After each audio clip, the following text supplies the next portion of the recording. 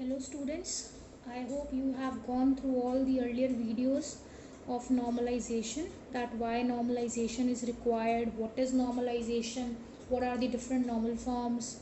So in this particular lecture we will be going to revise all the normal forms along with some practice problems to identify the normal form of a relation. Suppose I am given a relation, I have to identify in which normal form that particular relation is. So let's start with this. I hope you can see this diagram in front of you, and you can observe that according to mathematics, if we are this having a set of concentric circles, BCNF is a subset of 3NF, 3NF is a subset of 2NF, 2NF is a subset of 1NF. What it means is, as you go more inside towards the innermost circle, the normal forms become more strict. It means if a relation is in BCNF, it is automatically understood that it is in 3NF, 2NF and 1NF. If a relation is in 3NF, it is automatically understood it is 2NF and 1NF. If a relation is in 2NF, it is automatically understood that it is 1NF. So let's revise the basic definitions of all the normal forms and then we will move towards the practice problems. Let's start with the 1NF. According to the definition of 1NF, a relation is in 1NF if all the attributes are atomic. That is, all the multi-valued and composite attributes are separated in multiple tuples. Let me give you an example. Suppose I am having contact number as one of the attribute of my table and a person named Ankit is having 2 or more contact numbers, then I cannot store all the contact numbers in a single cell. A cell means the intersection of a row and column. What I need to do is I need to split those contact numbers into 2 different tuples. This is an example of multi-valued attribute. Suppose I am having a composite attribute. A composite attribute means which can be broken down. Suppose the name of the person, right? If it can be broken down into first name, middle name and last name. I cannot store middle name, first name and last name into single cell. I need to break down these 3 subparts of my composite attribute into 3 different columns. What atomic means is that all these cells of a table should contain only a single value. Only then we can say that our relation is in first normal form. Now next move to the second normal form. A relation is in 2NF if there is no partial dependency.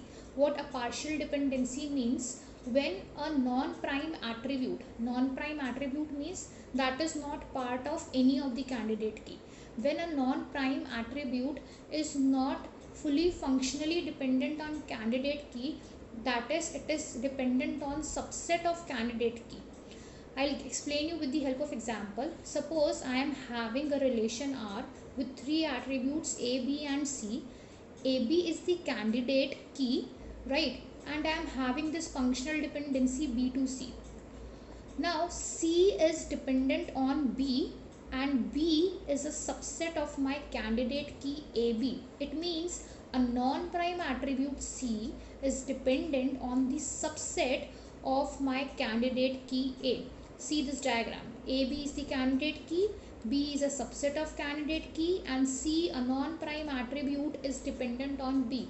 This case is known as partial dependency. Here B to C is a partial dependency. So a partial dependency violates the definition of second normal form.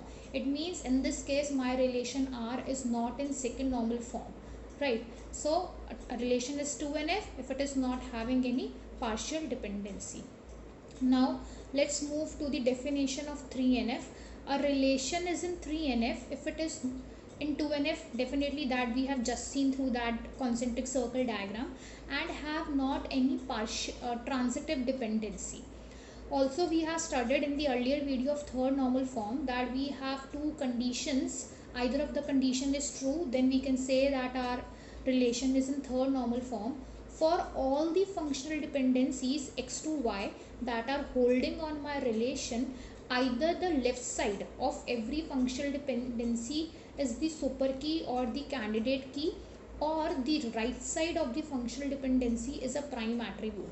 If one of the condition holds, then we can say that our relation is in third normal form and there should not be any transitive dependency.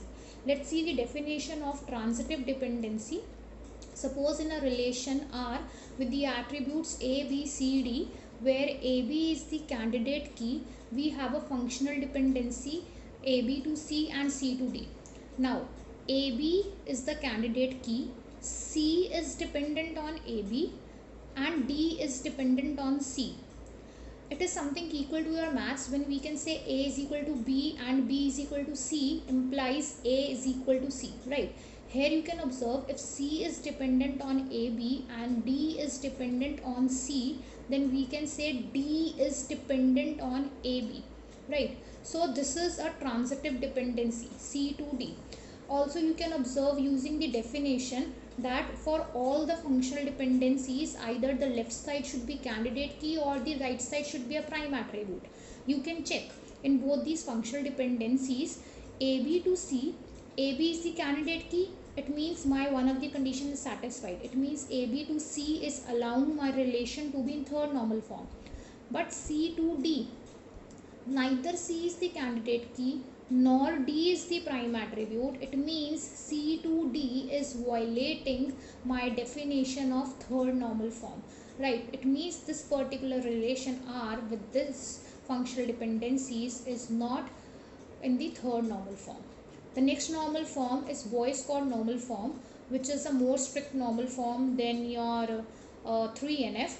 So a relation is in BCNF if for every functional dependency, see the word every functional dependency x to y, LHS of functional dependency, LHS means the left side of my functional dependency should be a super key or the candidate key in all the FDs. It means for all the functional dependencies in a relation, my x, my left side of the functional dependency should be a candidate key and the relation should be in 3NF. Only then we will say that our relation is in BCNF. If the relation is in BCNF, it will be automatically in 3NF, 2NF and 1NF that we have seen through that concentric circle diagram. So in the next video, we will be working on the practice problems to identify the normal form of a relation. Please kindly go through all these definitions, then move to the next lecture. Thank you, class.